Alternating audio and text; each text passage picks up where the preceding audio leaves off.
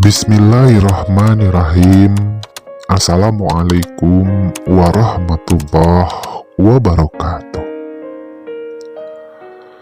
Berjumpa lagi bersama saya, Zumaray, dalam video Diary Langkah Kaki bagian kedua. Yang kembali, saya akan menceritakan perjalanan kaki saya ketika menemui salah satu sahabat yang ingin berbagi keluh kesah hidupnya. Dan kali ini, saya menemui seseorang yang bisa dikatakan bukanlah orang sembarangan. Mengapa saya mengatakan demikian? Ya, karena seseorang yang saya temui ini adalah seorang bintang atau public figure yang cukup terkenal atau bahkan sangatlah terkenal di Indonesia khususnya.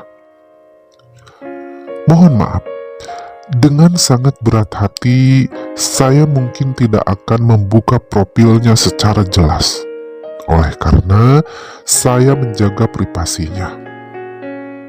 Walaupun saat saya pernah berjumpa beberapa kali dengan beliau, saya sempat bertanya, bolehkah jika saya menuliskan kisahnya untuk buku saya?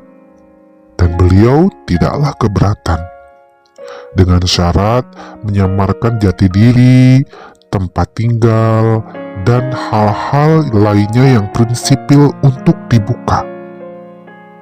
Nah, untuk itu, saya mungkin harus lebih bijak menceritakan bagian kisahnya.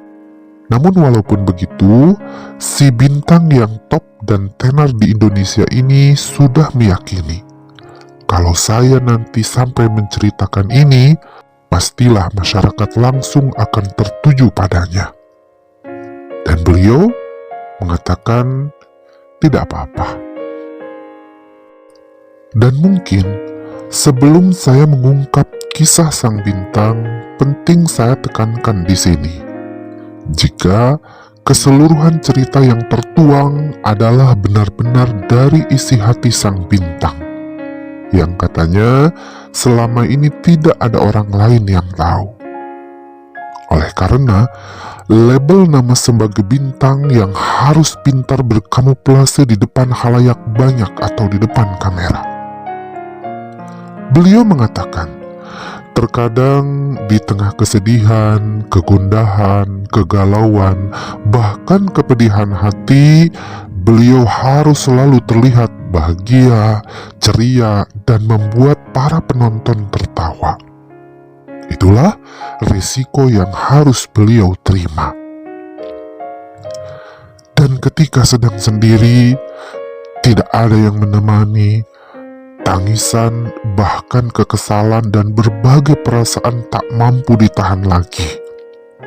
Pelariannya seringkali beliau lakukan dengan menghamburkan uang hasil jerih payahnya, seperti pelesiran ke luar negeri atau bahkan menyantuni banyak anak yatim. Dengan begitu hatinya merasa lega, walaupun katanya beliau tidaklah yakin akankah amalannya diterima Tuhan? Begitulah sang bintang bertutur. Saya juga mungkin akan mengulas ketika nanti lebih panjang menceritakan perjalanan sang bintang, bukanlah untuk membenarkan atau menyalahkan pilihan hidup beliau. Ini murni dari isi hati yang lama terpendam, di mana beliau menceritakan hidupnya di masa tuanya, dan kesadaran-kesadaran pemikiran yang dulu semasa muda beliau bantah habis-habisan. Saya tidak akan menceritakan masa kecilnya, sampai segala perjalanan hidup dari awal sampai jadi bintang. Saya hanya mendapatkan cerita ketika sang bintang pada akhirnya menyesali apa yang sudah dulu dibanggakan. Sang bintang pun hanya ingin teman sepemikiran dari keadaan yang tidak bisa dimengerti kebanyakan teman-temannya.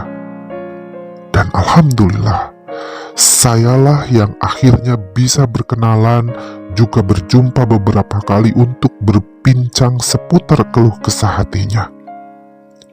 Semua tidak ada yang ditutupi, sehingga saya merasa sangat terhormat bisa mendengarkan itu semua langsung dari bibir sang bintang.